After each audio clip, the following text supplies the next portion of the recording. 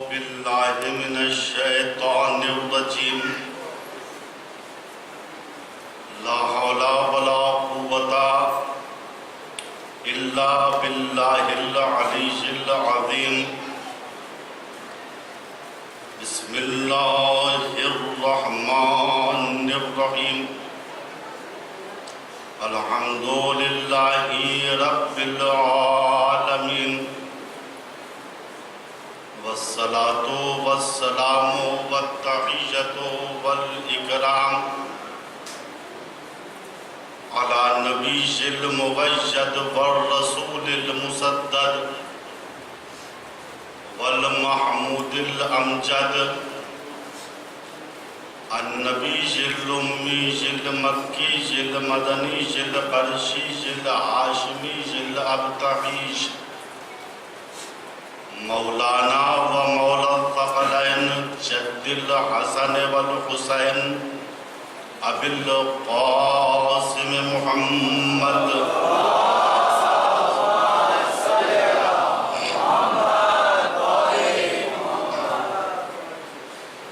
ثم الصلاة على آلہ الطیبین الطاہرین المعصومین المظلومین من الآن إلى قيام يوم الدين أما بعد فقد قال الله الحكيم بسم الله الرحمن الرحيم ومن آياته منامكم بالليل والنهار وابتغاؤكم من فضله إِنَّا فِي ذَلِكَ لَآيَاتٍ لِقَوْمٍ يَسْمَعُونَ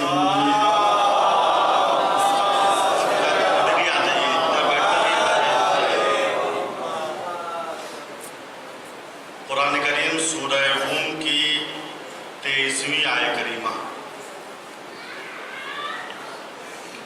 جس سے پروردگار ارشاد فرما رہا ہے اللہ کی نشانیوں میں سے ایک نشانی تمہارا رات اور دن میں سونا اور فضل خدا کو اس کے بعد تلاش کرنا اس بات میں سننے والی قوم کے لیے نشانی ہے۔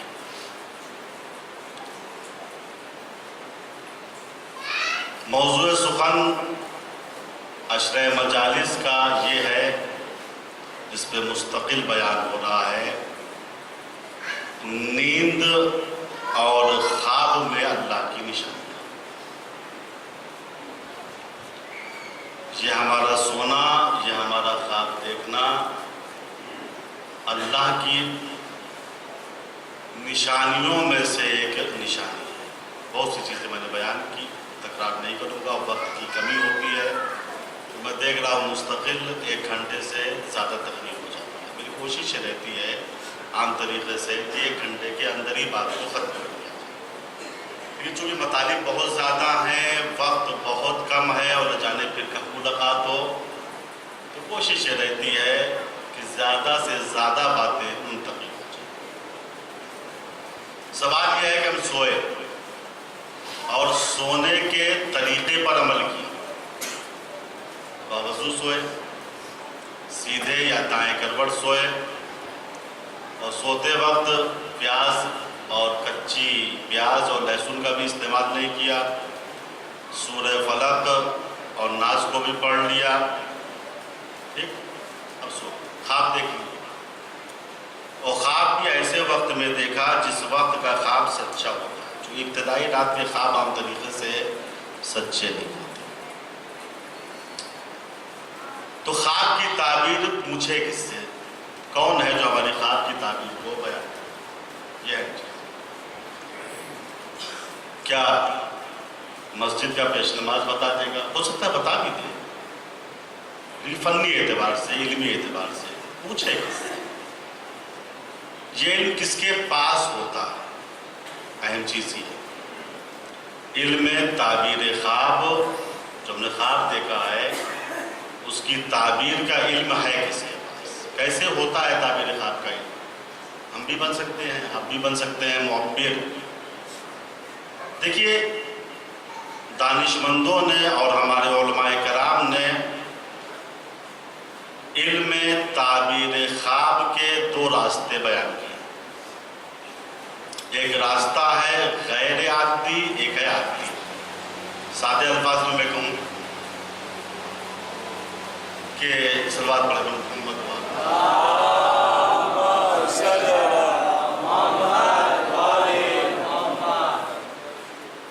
تعبیر خواب کا علم حاصل کرنے کے لیے دو راستے ہیں۔ ایک راستہ یہ ہے کہ خدا جس کو چاہتا ہے علم تعبیر خواب عطا کرتا ہے۔ بعض انبیاء کو اللہ نے تعبیر خواب کا علم دیا، جس میں سے ایک جناب یوسف ہے۔ بچپنے میں خواب دیکھا تھا انہوں نے کہ 11 ستارے ہیں اور چاند و سورج مجھے سجدہ کر رہے ہیں۔ سورہ یوسف کی 5ویں آیت کریمہ اٹھا کے دیکھیے گا۔ جناب یعقوب نے کہا تھا وَكَذَلِكَ يَجْتَبِيكَ رَبُّكَ وَيُعَلِّمُكَ مِن تَعْوِيلِ الْأَحَادِيثِ۔ یوسف، اللہ تمہیں نبوت کے لیے چنے گا اور تم کو تعبیر خواب کا علم دے گا۔ تو تعبیر خواب کا اصل علم اللہ کی طرف سے، نور یقذف اللہ فی قلب من یشاء، یہ نور ہے، اللہ جس کے دل میں چاہتا ہے اس نور کو اتارتا ہے۔ ایک راستہ جو ہے عادی ہے، ہم قرآن و حدیث کے مطالب کو سمجھیں اور جو اس کے بطون ہیں، راز ہیں، اندرونی معنی ہیں، اگر ہم نے ان کو سمجھ لیا اور عقل نے صحیح سے کام کیا تو ہم بھی کسی حد تک تعبیر خواب کا علم سیکھ لیں گے۔ چونکہ قرآن کریم میں جتنی مثالیں ہیں یا حدیثوں میں جتنی مثالیں دی گئی ہیں سب اس دنیا کی مثالیں ہیں۔ آل عصفور ہمارے عالموں میں سے ایک بڑے عالم ہیں جنہوں نے علم خواب میں کتاب لکھی، رؤیت المنام کے نام سے مشہور ہے۔ البتہ 11ویں زبان کی کتاب ہے، اردو میں اس کا ابھی تک ترجمہ نہیں ہوا۔ وہ فرماتے ہیں کہ اگر کوئی عالم چاہتا ہے تعبیر خواب بیان کرے تو اس کو چاہیے قرآن کی آیت میں جو مثالیں دی گئی ہیں اس پہ غور کرے، چونکہ وہ اس دنیا کی مثال ہے جو خواب میں دکھائی دیتی ہے، تب وہ اس دنیا کی تعبیر کو سمجھ پائے گا۔ مثال دیتے ہیں، کہتے ہیں اگر کوئی کمارا انسان ہے، شادی شدہ نہیں ہے، چاہے مرد ہو یا عورت ہو، اگر وہ خواب میں دیکھے میں کپڑا پہن رہا ہوں یا پہن رہی ہوں تو یہ اس بات کی علامت ہے کہ ان کی شادی جلدی ہونے والی۔ خواب میں کپڑے کا پہننا کائے کی دلیل ہے؟ اگر کمارے ہیں تو شادی ہو جائے گی جلدی۔ دلیل کیا ہے؟ میں نے کہا کہ قرآن سے دلیل ہونی چاہیے۔ کہا دلیل یہ ہے کہ قرآن نے عورت اور مرد کے بارے میں کہا ہنّا لباس لکم وانتم لباس لہن، تم عورتوں کا کپڑا ہو اور عورتیں تمہارا کپڑا۔ کپڑا کیا ہوتا ہے؟ انسان کے عیب کو چھپاتا۔ تم عورتوں کے عیب کو چھپاتے ہو، عورتیں تمہارے عیب کو چھپاتی۔ ہنّا لباس لکم وانتم لباس لہن۔ یہ راستہ ہے کہ ہم قرآن و حدیث کی چھاؤں میں اس کی مثالوں پہ غور کر کے اپنے خواب کی تعبیر کو سمجھ لیں۔ دیکھیے فرق ہے، کبھی ایسا ہوتا ہے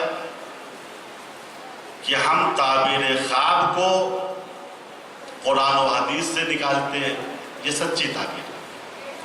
کبھی ایسا ہوتا ہے ہم نے علم خواب کی ایک کتاب اٹھائی، اس میں دیکھا تعبیر یہ لکھی ہوئی، یہ چیز معتبر نہیں، چونکہ میں نے کہا آدمی کی شخصیت کے اعتبار سے تعبیر میں فرق ہوتا ہے۔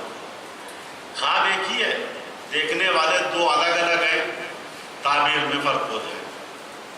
بس دودھ کا پینا خواب میں پرافٹ ہے، فائدہ ہے۔ عالم دیکھے تو اس کے علم میں اضافہ ہوگا، تاجر دیکھے تو اس کے مال میں اضافہ ہوگا۔ خلاصہ یہ کہ صحیح خواب کی تعبیر وہ ہوتی ہے جو قرآن اور حدیث سے مستند، اور اللہ نے اپنے بعض انبیاء کو جناب یوسف کے علاوہ بھی علم خواب کی تعلیم دی۔ ان میں سے ایک جناب دانیال پیغمبر فلسطین کے رہنے والے تھے۔ جناب عیسیٰ سے 700 سال پہلے یہ پیدا ہوئے۔ ان کے زمانے میں ایک ظالم بادشاہ تھا جس کا نام تھا بخت و نصر۔ بخت کے معنی ہے بیٹا، نصر بت کا نام تھا، یعنی بت کا بیٹا۔ اس کی علت کیا ہے کتابوں میں پڑھی۔ تو یہ بخت و نصر جو ہے بہت ہی ظالم و جاور بادشاہ تھا۔ اس نے فلسطین پہ حملہ کیا تھا اور 70,000 یہودیوں کا قتل بیت المقدس کے اندر کیا تھا۔ جناب دانیال کا بچپنا تھا، یہ بھی وہی تھے، ان کو گرفتار کر لیا گیا تھا اور بخت و نصر کے ساتھ ان کو سرزمین بابل پہ لایا گیا، جو اس وقت بخت و نصر کی سلطنت کی راجدھانی تھی۔ جناب دانیال وہاں پڑھ رہے تھے، اپنی ذکاوت اور سمجھ کی وجہ سے ان کا چرچا ہر طرف ہو رہا تھا۔ جوان ہو گئے۔ لکھا ہے کہ ایک رات بخت و نصر نے خواب دیکھا۔ خواب بھی بڑا بھیانک خواب تھا، ایسا خواب تھا جس کے بعد وہ پوری رات سو نہیں پائے۔ آپ حضرت سے گزارش ہے کہ آپ حضرات تھوڑا اور آگے آ جائیے تاکہ بعد میں آنے والوں کو دقت نہ ہو۔ صلوات پڑھتے ہوئے آگے آ جائیے اور اس طرف جگہ خالی ہے۔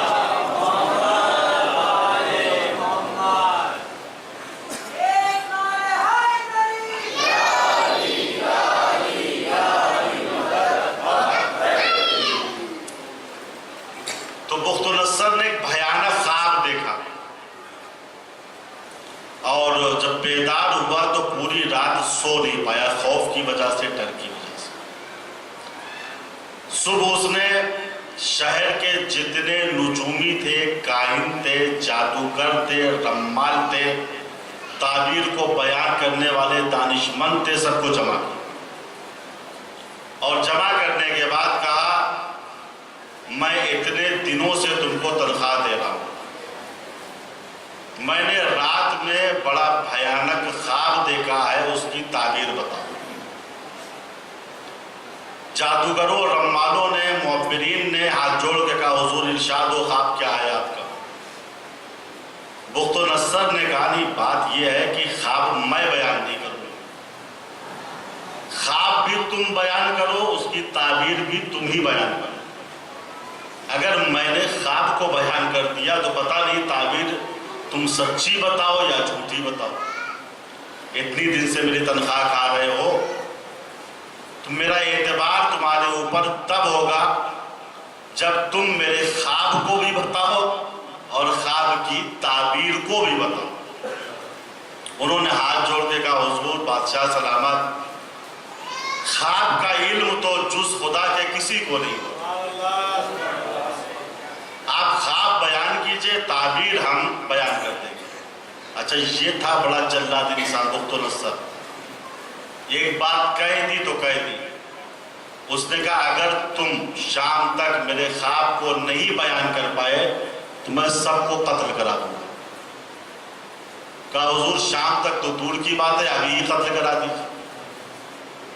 چونکہ ہم تعبیر بیان کرنے کے عالم ہیں، ہم عالم الغیب نہیں ہیں کہ آپ کے خواب کو ہم بتا دیں۔ آخر میں بخت نصر نے سب کے قتل کا حکم دے دیا، اس میں جناب دانیال بھی شامل تھے۔ البتہ اس وقت اس محفل میں جناب دانیال نہیں تھے۔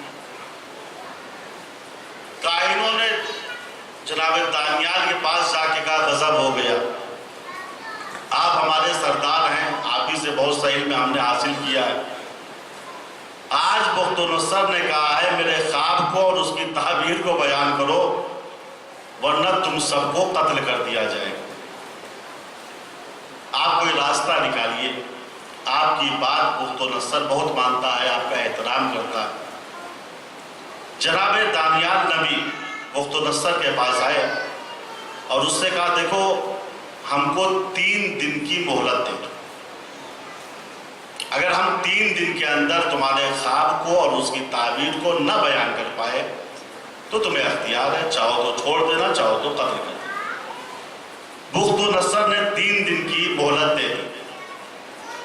لکھا ہے رات ہوئی، نماز عشاء کے بعد جناب دانیال پیغمبر نے اللہ کی بارگاہ میں دعا کی، خدایا اس وقت اپنے اس بندے کی آبرو کو حفظ کر۔ دعا قبول ہوئی۔ جناب دانیال کو عالم خواب میں بخت نصر کا خواب بتایا گیا۔ یہ خواب کی دنیا اہمیت سمجھتے نہیں، نبی کا خواب وحی الہی، نبی جو خواب دیکھتا ہے وہ اللہ کی وحی ہوتی ہے۔ خواب میں خواب کے بارے میں بتایا گیا کہ بادشاہ نے یہ خواب دیکھا۔ اب عزیزو جناب دانیال کو معلوم ہو گیا، صبح سویرے بخت نصر کے پاس آئے۔ اب دیکھیے یہ ہے نبی کے کلام کرنے کا ڈھنگ، اتمام حجت کرنا، اللہ کی معرفت کروانا۔ جناب دانیال کہہ سکتے تھے ہم بڑے قابل ہیں، بڑے عالم ہیں، ہم نے سمجھ لیا تمہارا خواب کیا ہے، اس کی تعبیر کیا ہے۔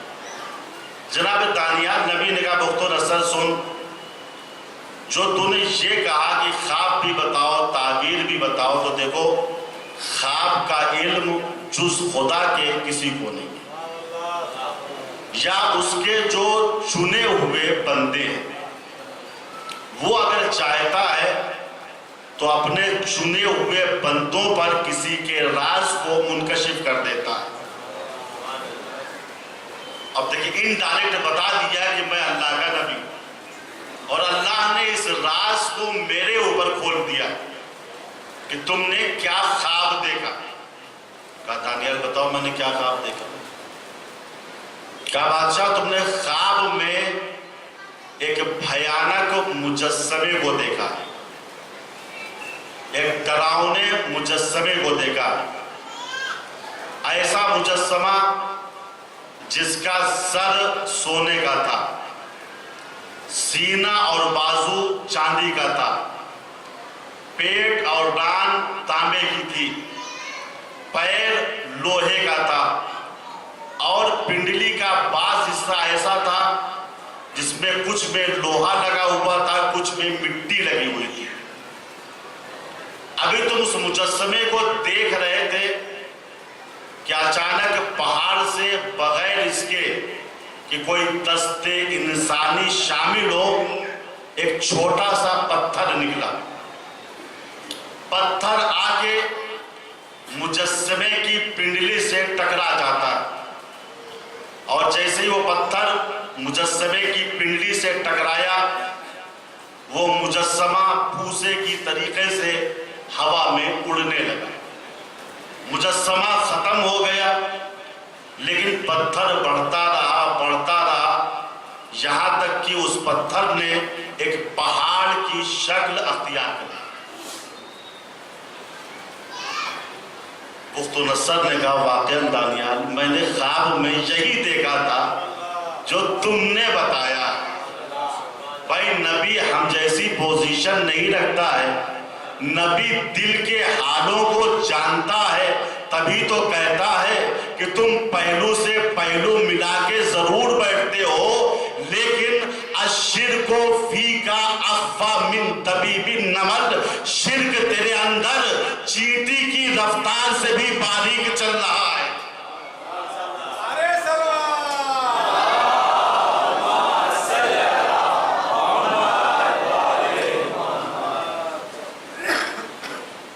بادشاہ یہ ہے تیرا کہا تعبیر کیا ہے؟ کہا سن اے بادشاہ، چونکہ تو بادشاہوں کا بادشاہ ہے، شہنشاہوں کا شہنشاہ ہے، لہٰذا اللہ نے آنے والے زمانے میں جو تیری حکومت کا حال ہے عالم خواب میں تیرے اوپر واضح کیا۔ تو شہنشاہوں کا شہنشاہ ہے، لہٰذا اس مجسمے کا سونے کا جو سر ہے اس سے مراد تو ہے، تو نے حکومت بنائی ہے، تو اصل ہے۔ کہا جو تو نے خواب میں یہ دیکھا ہے کہ مجسمے کا سینہ اور بازو چاندی کے ہیں، بادشاہ جو تیرے بعد حکومت آئے گی وہ تجھ سے کمزور ہو۔ جس طریقے سے چاندی کی اہمیت سونے سے کم ہوتی ہے، اسی طریقے سے اس حکومت کی اہمیت تیری حکومت سے کم ہوتی ہے۔ جو تو نے یہ دیکھا مجسمے کا پیٹ اور اس کی ران تانبے کی ہے، تو اس سے مراد یہ ہے جو تیسری حکومت ہوگی وہ پوری دنیا میں حکومت کرے۔ جو تو نے یہ دیکھا مجسمے کے پیر لوہے کے ہیں، تو اس سے مراد یہ ہے جو چوتھی نسل کی حکومت ہوگی وہ لوہے کی طریقے سے سخت ہوگی۔ جو تو نے یہ دیکھا کہ پنڈلی کا بعض حصہ یا پیر کا بعض حصہ لوہے کا ہے، بعض مٹی کا ہے، اس سے مراد یہ ہے جو پانچویں حکومت آئے گی اس میں اختلاف ہو جائے گا، آپس میں جھگڑا ہو جائے گا، لڑائیاں ہو جائیں گی، حکومت تیری تقسیم ہو جائے گی تیری اولادوں کے درمیان۔ ان میں سے بعض حکومت لوہے کی طریقے سے مضبوط ہوگی، بعض حکومت مٹی کی طریقے سے کمزور ہوگی۔ وہ ملنے کی کوشش کریں گے لیکن مل نہیں پائیں گے۔ جس طریقے سے لوہا مٹی کے ساتھ میل نہیں کھاتا ہے، اسی طریقے سے آخری حکومت کی جو پانچویں نسل کی ہے وہ مل نہیں پائے گی۔ اور پھر ان کی کوشش یہ ہوگی، جملے میں غور کیجیے، پھر ان کی کوشش یہ ہوگی کہ شادی کے ذریعے سے اس حکومت کو روک لیا جائے، شادی کے ذریعے سے اس حکومت کو روک لیا جائے۔ لیکن وہ شادیاں بھی کارگر نہیں ہوں گی، اختلاف میں اور اضافہ ہو جائے گا۔ اور کیجیے عزیزوں، سیاست کو بچانے کے لیے جو رشتہ داریاں ہوتی ہیں اس کے اندر انسانیت نہیں ہوتی۔ لڑکی بادشاہ کو دے کر آنے والی حکومت کا خواب دیکھنا بخت و نصر کی خاندانی سیاست ہے۔ صلوات پڑھیں بر محمد و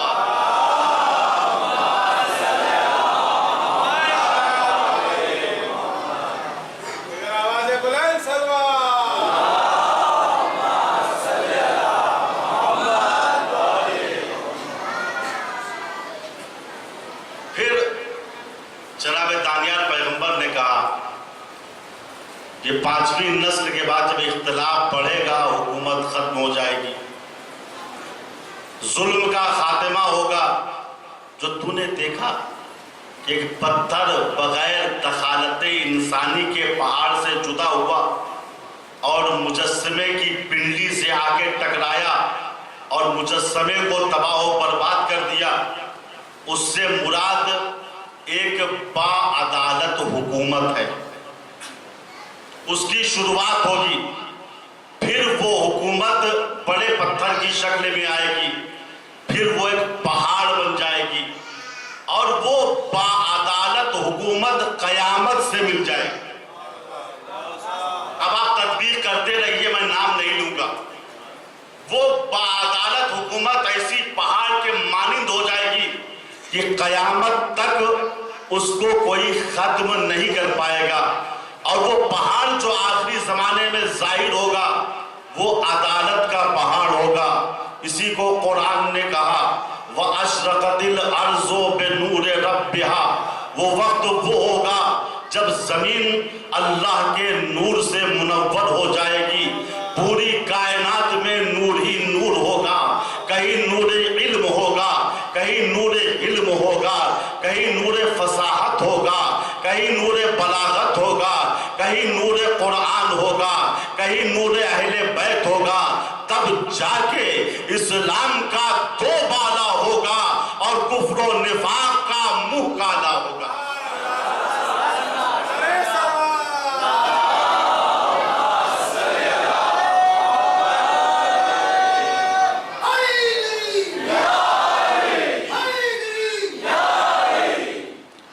وہ جب آئیں گے تو آنے کا انداز روایتوں میں اس طریقے سے بیان کیا گیا ہے کہ سر پہ رسول اللہ کا امامہ ہوگا، انگشت مبارک میں خاتم سلیمانی ہوگی، ایک ہاتھ میں قرآن ہوگا، ایک ہاتھ میں شمشیر حیدری ہوگی، ساتھ میں عصائے موسیٰ ہوگا، کعبے کی دیوار سے ٹیک لگا کے بیٹھیں گے، جبریل آواز دیں گے جال حق کو وزہق الباطل ان الباطل کان زہوقا۔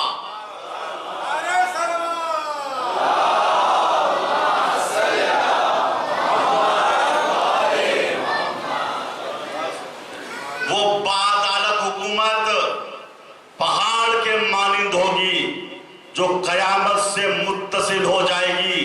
اسی کو سورہ صف میں کہا گیا یریدون لیطفئوا نور اللہ بافواہہم واللہ متم نورہ ولو کرہ الکافرون هو الذی ارسل رسولہ بالہدی ودین الحق لیظہرہ علی الدین کلہ ولو کرہ المشرکون۔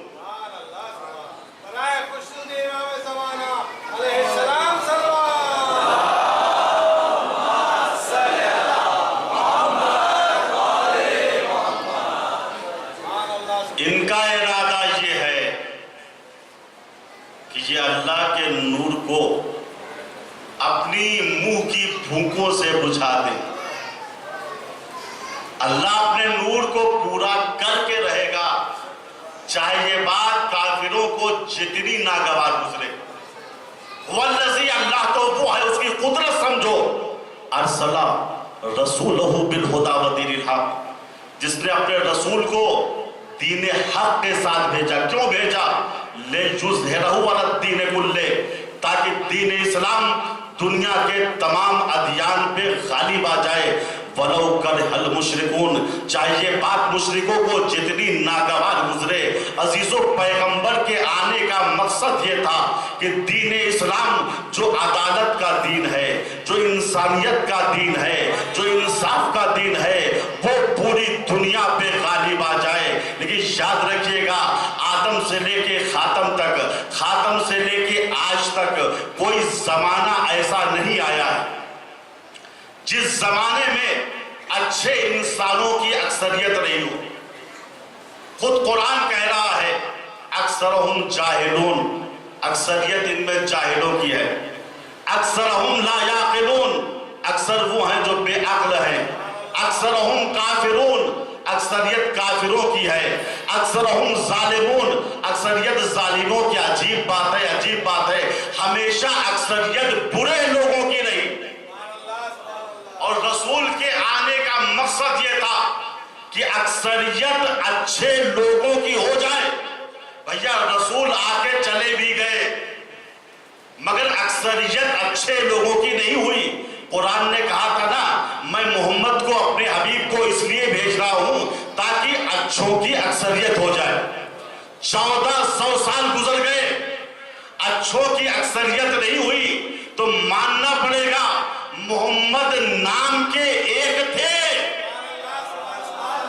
مگر اپنے ساتھ کردار کے 12 محمد لائے تھے۔ جب ان میں سے آخری آئے گا تو دین اسلام دنیا کے تمام ادیان پہ غالب آ جائے گا۔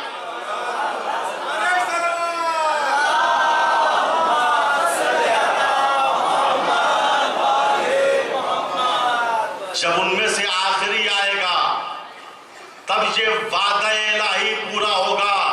اسی کا انتظار ہم کر رہے ہیں. آدم نے انتظار کیا, نوح نے انتظار کیا, ابراہیم و موسیٰ و عیسیٰ نے انتظار کیا, رسول نے انتظار کیا, علی نے انتظار کیا, سب نے انتظار کیا. لہٰذا ہم بھی انتظار کر رہے ہیں. کہا نہیں, انتظار تو بدعت ہے.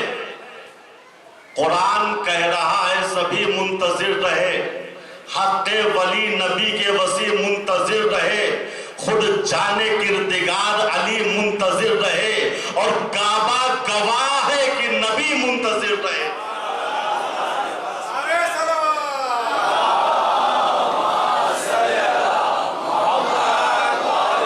قرآن کہہ رہا ہے سبھی منتظر رہے, حق ولی نبی کے وسیع منتظر رہے, خود جانے کردگار علی منتظر رہے, کعبہ گواہ ہے کہ نبی منتظر رہے. تو ثابت ہوا پسند مشیت ہے انتظار, اور سب سے بڑی رسول کی سنت ہے انتظار.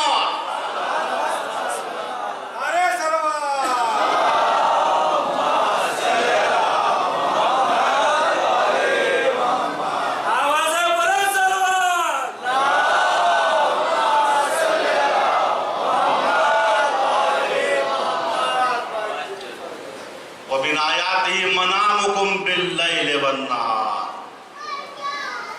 تمہارا رات و دن میں سونا یہ اللہ کی نشانیوں میں سے ایک نشانی ہے. اور کچھ سونا بڑی نشانی ہے. نشانی ہونا اور ہے, بڑی نشانی ہونا اور. علی کا شب ہجرت سونا بڑی نشانی. اصحاب کہف کا غار میں 2000 سال تک مسلسل سونا, اور آج بھی سوتے رہنا, یہ صرف نشانی نہیں ہے, بڑی نشانی ہے. انا ام حسبتا انا اصحاب الکہف والرقیم کانوا من آیاتنا عجبا. کیا تمہارا گمان ہے کہ اصحاب کہف اور رقیم, رقیم اس لیے کہا جاتا ہے لکھے ہوئے لوگ, چونکہ جو بادشاہ وقت تھا ان کے سونے کے بعد اس نے ان کے نام کی تختی لگا دی, اسی لیے ان کو کہا جاتا ہے اصحاب کہف اور اصحاب رقیم. کہف کہتے ہیں غار, غار کو عربی میں کہف کہتے ہیں. تو قرآن کہہ رہا ہے کہ اصحاب کہف اور رقیم یہ ہماری نشانیوں میں سے. بات طے ہوگی. اصحاب کہف اللہ کی بڑی نشانیوں میں سے ہے. اب اگر کسی کی مثال اصحاب کہف سے دی جائے وہ بھی اللہ کی بڑی نشانی ہوگا. چھٹے امام نے فرمایا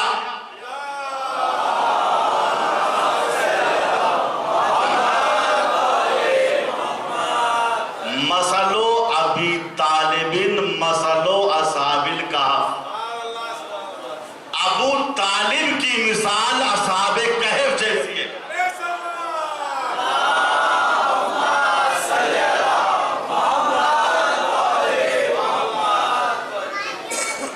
ابو طالب کی مثال اصحاب کہف جیسی ہے. سوچو ابو طالب اللہ کی کتنی بڑی نشانی ہوں گے.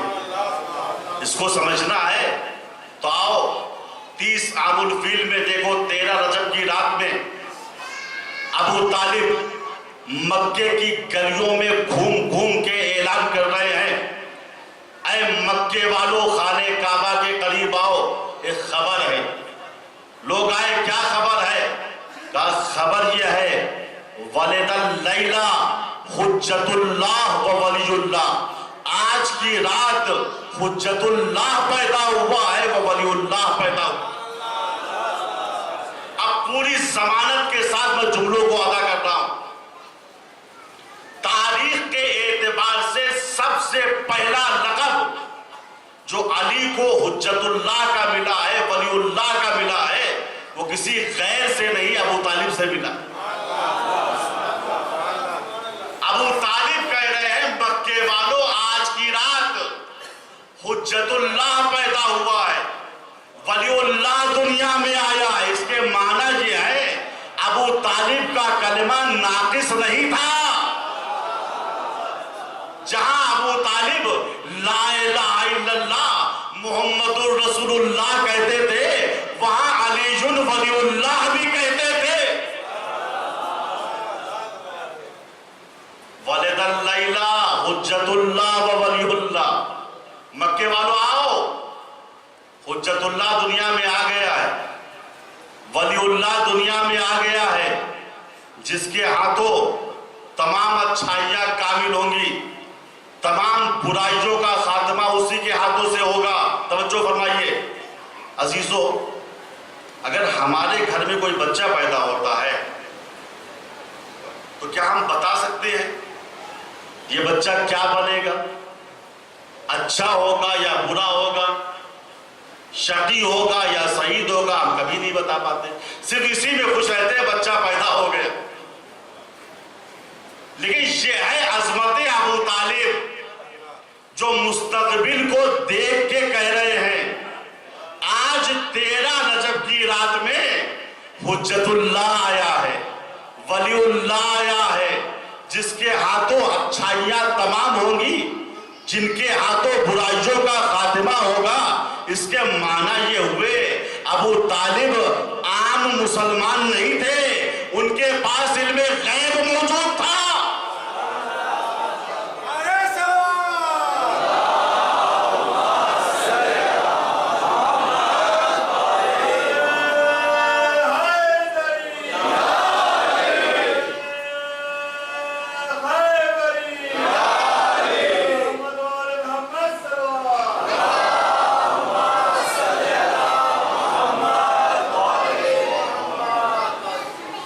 ایمان ابو طالب کی دلیل مانگنے والوں، ابو طالب کلمہ پڑھنے کا سلیقہ بتا رہے ہیں۔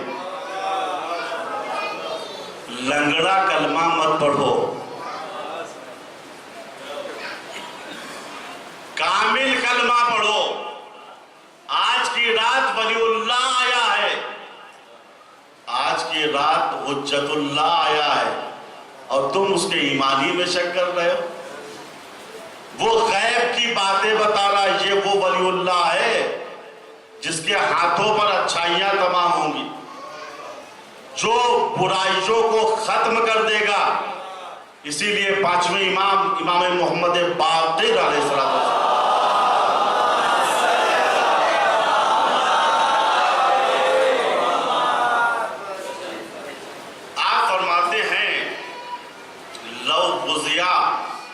ایمان ابو طالب فی کفت و ایمان حاضل قلب و ایمان حاضل خلق فی کفت اخرى لرجح ایمانہ۔ اگر ابو طالب کے ایمان کو ترازو کے ایک طرف رکھ دیا جائے اور تمام مخلوقین کے ایمان کو ایک طرف رکھا جائے، تب بھی ایمان ابو طالب وزنی نظر آئے گا۔ ابو طالب ایسے ہی کل ایمان کے باپ نہیں بن گئے تھے۔ جس کے بیٹے کی ایک ضربت عبادت ثقلین پہ بھاری ہو جائے، اگر اس کا ایمان مخلوقین کے ایمان سے بھاری ہو تو مسلمانوں کو تعجب نہیں کرنا چاہیے۔ حضرت عبدالعظیم حسنی، انہوں نے امام ہشتم امام رضا علیہ السلام کو خط لکھا،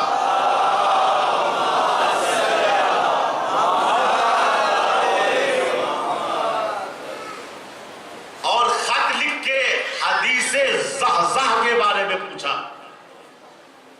کیا ہے، کیسے ہے، پڑھیے کتاب میں سے نام لے لیا ہے میں نے، تحقیق کیجئے گا حدیث زحزح کیا ہے، جس میں ابو طالب کی برائی کی گئی۔ عبدالعظیم حسنی لکھتے ہیں 8ویں امام کے پاس، ہم جس علاقے میں تبلیغ کے لیے آئے ہیں وہاں دشمنوں نے حدیث زحزح کو پھیلا رکھا ہے، ایمان ابو طالب کے مقر نہیں ہے، یہ منکر ہے۔ آپ کیا فرماتے ہیں؟ 8ویں امام نے سب کا جواب دیا، بسم اللہ الرحمن الرحیم، اے عبدالعظیم ان شککتا فی ایمان ابی طالب کانا مصیرک الی النار، اگر تم نے ایمان ابو طالب میں شک کیا تو اوندھا منہ جہنم میں ڈال دیے جاؤ۔ شک کیا، کہا نہیں، کہنے کا گناہ تو بہت زیادہ ہے۔ جہنمی کی ایک پہچان امام نے بتا دیا۔ ابو طالب کے ایمان کا مسئلہ چھیڑ کے دیکھ لو، اگر مان جائے جنتی ہے، اور نہ مانے تو آپ سمجھیے اس کو۔ اگر ہم نہ سمجھیں گے تو خدا تو سمجھ ہی لے گا اس کو۔ صلوات پر محمد ہوگا۔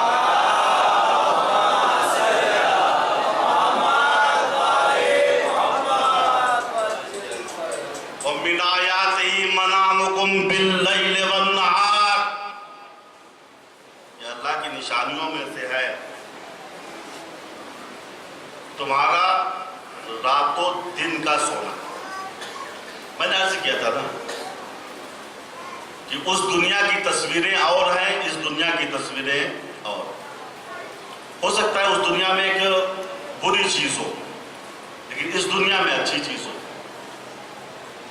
مثلا فضلہ انسان کا فضلہ، خواب میں دیکھنا اچھی چیز ہے، دنیا میں بری چیز ہے، لیکن خواب میں دیکھا کہ پیسہ ملے گا۔ خواب میں اگر دیکھا فضلہ انسان کو، البتہ زیادہ اچھا پیسہ نہیں ہوتا یہ بات۔ جب مچھلی کو خواب میں دیکھنا اچھا ہے، پاک رزق ملے گا۔ دودھ پینا اگر کوئی تاجر ہے پیسہ ملے گا۔ اژدہے کا گوشت کھانا غلیظ چیز ہے، اژدہا کون کھائے گا؟ لیکن عالم خواب میں اس بات کی دلیل ہے کہ دشمن سے بہت بڑا پرافٹ تم کو ہوگا۔ اس دنیا کی تصویر اور اس دنیا میں حرام ہے، اس دنیا کو کھا لیا آپ نے، وہ اس دنیا کا مال ہے، دشمن سے فائدہ پہنچے۔ عبد الملک ابن مروان، خدا لعنت کرے اس کے اوپر، اس نے خواب میں دیکھا کہ جس محراب میں میں نماز پڑھاتا ہوں اس میں نے 4 مرتبہ 1 نمبر کا کام کیا۔ اب نام نہیں، 4 مرتبہ، بڑا ٹینشن ہوا اس کو۔ بھائی تو مسجد تھی، یہ تو محراب مسجد، اور 1 مرتبہ نہیں 4 مرتبہ۔ بڑے بڑے مفتی تھے، سب کو اکٹھا کیا، بنی امیہ کے لوگ تھے۔ کہا مفتی صاحب، ملا جی، قاضی صاحب، میں نے یہ خواب دیکھا ہے اور مجھے بڑی وحشت ہو رہی ہے کہ 1 نمبر کا کام میں نے 4 مرتبہ مسجد کی محراب میں کیا۔ وہ لگے الٹی سیدھی تعبیر کرنے اور خواب کی تعبیر بیان کرنے۔ یہ بادشاہ تھا، سمجھدار تھا، کیا نہیں تعبیر صحیح نہیں ہے، یہ بتاؤ، تعبیر تو نہیں بتا پا رہے ہو نا، یہ بتاؤ کیا پورے عرب میں، آل محمد کا نام مت دینا کیونکہ ان سے نہیں پوچھنا، پورے عرب میں کوئی ایسا ہے جو میرے خواب کی تعبیر بتا دے؟ ٹھیک، آل محمد کا عرب میں ایک مفتی نے کہا ہاں میں جانتا ہوں، سعید ابن جبیر، یہ چوتھے امام کے شاگرد خاص تھے، کہ ان سے پوچھ لیجئے، وہ تو آل محمد میں سے صحابی ہے، صحابی سے کیا ہوتا ہے؟ اور ہمیں یقین ہے چونکہ وہ حافظ قرآن ہے، قاری قرآن ہے، مفسر قرآن ہے، تقوی میں بہت اعلیٰ ہیں، علم میں بہت عرفہ ہیں، اگر پورے عرب میں آپ کے خواب کی تعبیر کوئی بیان کر سکتا ہے تو سعید ابن جبیر، ان کو بلایا گیا سعید ابن جبیر کو۔ عبد الملک نے کہا میں نے خواب میں یہ دیکھا کہ اللہ والے وہ ہوتے ہیں نا جب حقیقت بیان کرتے ہیں کسی سے ڈرتے نہیں۔ الا ان اولیاء اللہ لا خوف علیہم ولا یحزنون، اللہ کے اولیاء نہ خوف کرتے ہیں نہ حزن کرتے ہیں۔ آئے کیا بات ہے عبد الملک؟ کہا سعید میں نے خواب میں یہ دیکھا ہے کہ 1 نمبر کا کام میں نے 4 مرتبہ محراب عبادت کی تعبیر کیا ہے اس کام کی؟ سعید نے کہا وائے ہو تیرے اوپر، تیرے 4 بیٹے پیدا ہوں گے، چاروں کے چاروں بادشاہ ہوں گے، اور مسجد کی، اسلام کی، دین کی بے حرمتی کریں گے۔ یہ کہہ کے نکل، اور یہ خواب اتنا سچا تھا، تعبیر اتنی سچی تھی، ایسا ہی ہوا۔ عبد الملک کے 4 بیٹے پیدا ہوئے، بنی امیہ کے تھے، اور انہوں نے اسلام کو ادھر سے ادھر بھاگ۔ یہ ہے سعید ابن جبیر۔ میں نے عرض کیا تھا کہ 2 رکعت مستحبی نماز میں انہوں نے ختم قرآن کیا تھا خانہ کعبہ۔ حجاج ابن یوسف عبد الملک ابن مروان کی طرف سے کوفے کا گورنر تھا، انہوں نے اس کو معزول کرا دیا تھا، فتویٰ دے دیا تھا یہ کافر ہو گیا، کوفے سے نکال دیا۔ حکومت نے بہت چاہا حجاج کو روک لیا جائے، ریپبلک نے نکال دیا، اتنا پاور بھی تھا۔ آپ حضرت سے گزارش ہے 1 مرتبہ خالی، آخری مرتبہ تھوڑا تھوڑا اور آگے آ جائیے، صلوات پڑھیں محمد والے۔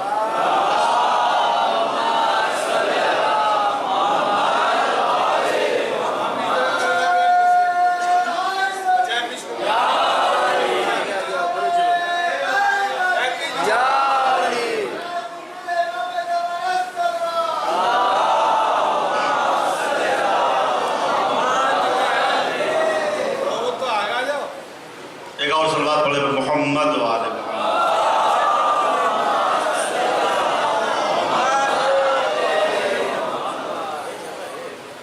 تو یہ ہے سعید ابن جبیر، اور یہ ہے ان کا تقویٰ۔ موقع کی تلاش میں حجاج ابن یوسف تھا، یا پھر بصرے کا گورنر ہو گیا تھا کوفے کے بعد، موقع تلاش کر کے ان کے قتل کا حکم صادر کر دیا۔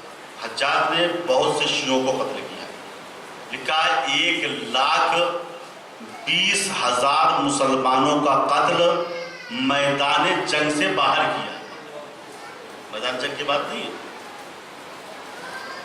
اور اس کے قید خانے میں 70,000 سے زیادہ قیدی تھے، جس میں صرف 30,000 عورتیں تھیں۔ تاریخ کا سب سے بڑا جنایت کار، جس نے جناب حمیر کو بھی قتل کرایا تھا، شہید کرایا۔ لکھا ہے جب یہ آرڈر اس نے نافذ کیا کہ سعید کو گرفتار کر کے قتل کر دیا جائے، سعید ابن جبیر مکے میں تھے، ایک جگہ اللہ کی عبادت میں مصروف تھے۔ حجاج کے سپاہیوں نے جا کر مکے میں گرفتار کر لیا، وہاں سے کوفے کی طرف لے کر چلے، راستے میں شام ہو گئی۔ ایک راہب کا دیر تھا، سپاہیوں نے کہا جنگل خطرناک ہے، چلتے ہیں دیر میں پناہ لے لیتے۔ سعید نے کہا میرے لیے اللہ کی پناہ کافی، میں دیر کی پناہ نہیں ہوں۔ کہا بھی بھاگ نہ جائیں، کہا نہیں، اگر بھاگنا ہوتا تو میں گرفتار ہوں۔ لکھا ہے کہ جتنے بھی سپاہی تھے سب نے دیر کے اندر پناہ لی، اور سعید دیر کے باہر تھا، لیکن رات میں آدھی رات کے بعد بار بار سپاہی جھانک کے دیکھتے تھے، یہ بھاگ تو نہیں گئے۔ جتنی مرتبہ دیکھیں سعید ابن جبیر یا قرآن پڑھ رہے ہیں یا نماز پڑھ رہے ہیں۔ ایک مرتبہ جو جھانک کے دیکھا سعید کی طرف ایک شیر آ رہا۔ انہوں نے عیسائیوں کو اٹھایا، جو عیسائی پادری سو رہے تھے، کہا یہ یہاں شیر رہتا ہے؟ کہا ہاں بڑا خطرناک ہے، خونخوار ہے، انسان کو پھاڑ دیتا ہے۔ کہا وہ قیدی ہمارا، لگتا ہے اس کو پھاڑ دے گا۔ وہ لوگ بھی آگے، کہا ہے تو خطرناک، آدم خور شیر ہے۔ سب دیکھ رہے ہیں کہ شیر سعید کی طرف جا رہا ہے، اب پھاڑ رہا ہے تب پھاڑ رہا ہے۔ دیکھیے انسان اللہ والے کی شخصیت کو پہچانے یا نہ پہچانے، مگر جانور پہچان لیتے ہیں یہ اللہ والا ہے۔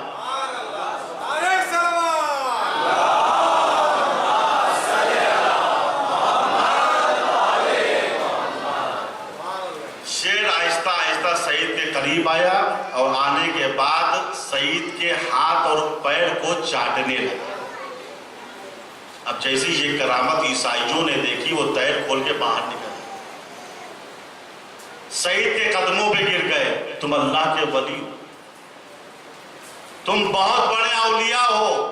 سعید نے کہا میں کچھ بھی نہیں ہوں، میں اللہ کا ایک گنہگار بندہ ہوں، صرف میرا شرف یہ ہے کہ اہل بیت کی غلامی کو میں نے اختیار کر رکھا ہے، میرا شرف صرف یہ ہے کہ میں اہل بیت کا غلام ہوں، چوتھے امام کا شاگرد ہوں۔ لکھا ہے اسی وقت جتنے بھی عیسائی عالم تھے سب کلمہ پڑھ کے مسلمان ہو گئے اور یہ سوچنے پہ مجبور ہو گئے جب سعید اتنے اچھے اور سچے ہیں تو جس دین کو یہ مانتے ہیں وہ کتنا اچھا اور سچا ہوگا۔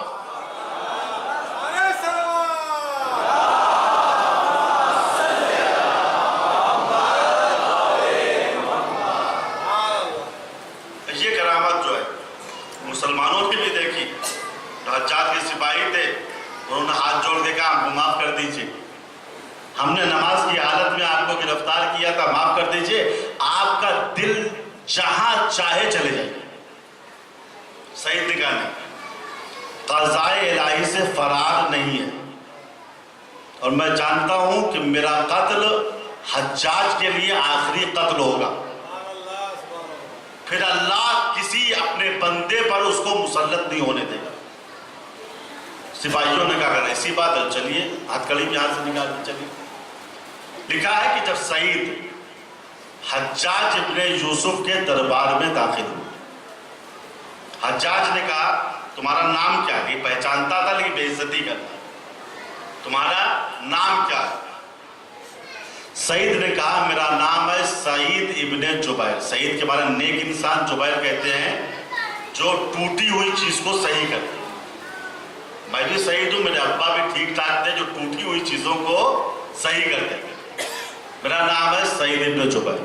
اس مولود نے کہا نہیں، تمہارا نام غلط ہے، تمہارا نام ہونا چاہیے تھا شقی ابن قصیر، معذرت، برے انسان اور توڑنے والے انسان کے بیٹے۔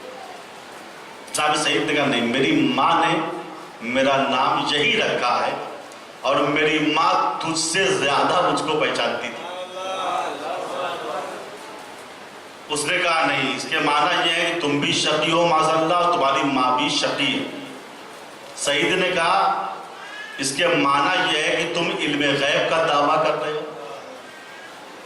اور خود ہی کہتے ہو کہ علم غیب اللہ کے علاوہ کوئی نہیں جانتا۔ حجاج ابن یوسف دل ملانے لگے، کہا یہ سب چھوڑو، یہ بتاؤ تمہارا عقیدہ رسول کے بارے میں کیا ہے؟ کہا وہی ہے جو تمہارا آخری پیغمبر ہے، رحمت للعالمین ہے۔ کہا اچھا یہ بتاؤ علی کے بارے میں کیا عقیدہ ہے؟ یہ دشمن علی تھا حجاج۔ علی کے بارے میں تمہارا کیا عقیدہ ہے؟ معاذ اللہ علی جنت میں ہے یا جہنم میں ہے؟ سعید نے کہا جب جنت و جہنم جاؤں گا تب تجھے بتا دوں گا کہ وہ کہاں ہے۔ سعید اپنی طرف سے حجاج کو کوئی موقع دینا نہیں چاہ رہے تھے، چونکہ بہت سے لوگ اس مناظرے کو سن رہے تھے اور حجاج بہانہ تلاش کرتا تھا، کوئی بہانہ پائے کفر کا فتویٰ لگا انہیں قتل کر دیا۔ کہا علی کے بارے میں کیا عقیدہ ہے، جنت میں ہے یا جہنم میں؟ کہا جب جنت و جہنم جاؤں گا تو بتا دوں گا۔ کہا ان کے بعد جو خلفاء تھے ان کے بارے میں تمہارا عقیدہ کیا ہے؟ سعید نے کہا میں ان کا وکیل مدافع نہیں ہوں، ان کی طرف سے دفاع کروں۔ حجاج نے کہا میں تمہاری دنیا کو جہنم بنا دوں گا۔ سعید نے کہا اگر میں جانتا کہ تو یہ کر لے گا تو میں تجھے خدا مان لیتا، اتنے بس کی بات نہیں ہے۔ حجاج نے کہا یہ بتاؤ تم کس طریقے سے مرنا چاہتے ہو؟ حجاج نے سعید سے کیا کہا؟ کس طریقے سے مرنا چاہتے ہو؟ سعید نے کہا جس طریقے سے روز قیامت تو میرے ہاتھ سے مرنا چاہتا ہے۔ کتنا اہم، جس طریقے سے تو مرنا چاہتا ہے اسی طریقے سے مجھے بھی مار دے۔ حجاج کو غصہ آیا، کہا انہیں لے جا کے سولی پہ چڑھا۔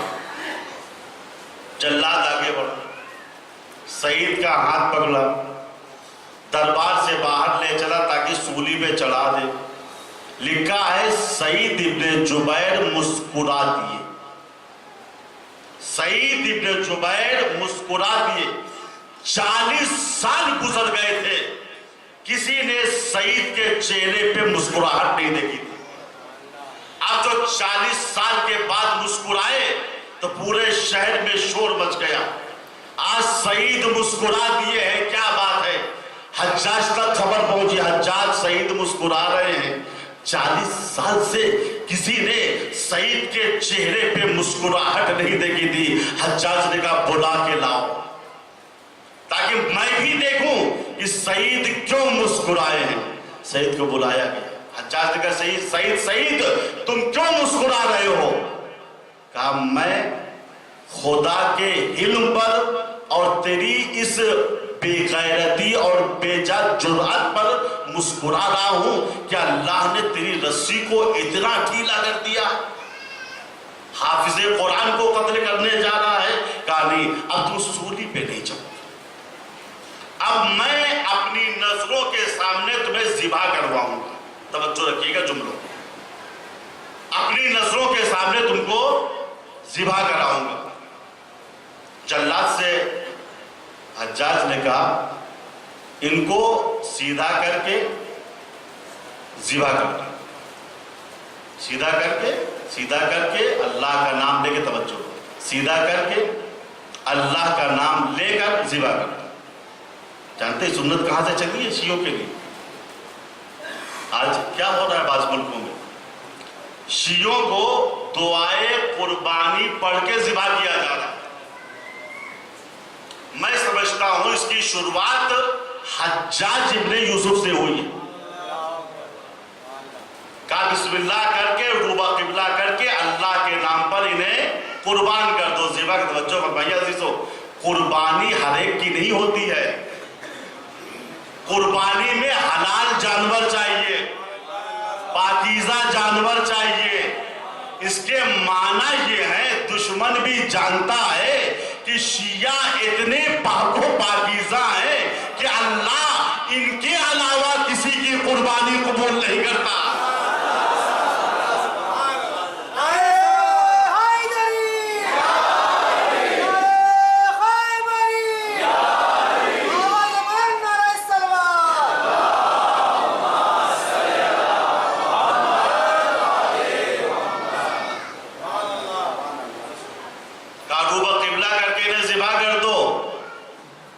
جناب سعید نے اس آیت کریمہ کو پڑھا، انی وجہت وجہ للذی فطر السماوات والارض حنیفا وما انا من المشرکین۔ میں نے اپنے چہرے کو اپنے پروردگار کی طرف کر لیا ہے۔ انی وجہت وجہ للذی، اس پروردگار کی طرف کہ فطر السماوات والارض، جس نے آسمان و زمین کو پیدا کیا ہے۔ حنیفا، میں مشرکین سے کترا کے چلتا ہوں، وما انا من المشرکین، میں مشرکین میں سے نہیں۔ حجاج نے جب اس آیت کو سنا دل ملا گیا، کہا دائیں کروٹ کر کے انہیں ذبح کرو۔ سعید کو دائیں کروٹ لٹایا گیا۔ سعید نے مسکرا کے اس آیت کریمہ کو پڑھا، فَأَيْنَمَا تُوَلُّوا فَثَمَّ وَجْهُ اللَّهِ، چاہے مجھے جس طرف موڑ دو، ہر طرف میرا پروردگار موجود ہے۔ چاہے جس طرف موڑ دو۔ کہا نہیں، ان کو منہ کے بل لٹا کے ذبح کیا جائے۔ سعید کو منہ کے بل لٹایا گیا۔ سعید نے اس آیت کریمہ کو پڑھا، منہا خلقناکم وفیہا نعیدکم ومنہا نخرجکم تارۃ اخری۔ ہم نے تم کو زمین سے پیدا کیا ہے، زمین میں واپس کریں گے، اور قیامت کے دن پھر زمین سے نکالیں گے۔ اسی عالم میں حجاج نے جلاد کو حکم دیا، آپ ان کو ادھر ادھر مت، چونکہ جتنی مرتبہ ادھر ادھر کرتے ہو بھرے دربار میں ہماری بے عزتی ہو۔ لکھا ہے جناب سعید کا سر کاٹ دیا، اور یہ تاریخ کا ایسا معجزہ ہے کہ حجاج کے ساتھی بھی اس معجزے کو چھپا نہ پائے۔ سر کٹنے کے بہت دیر بعد تک سعید کے منہ سے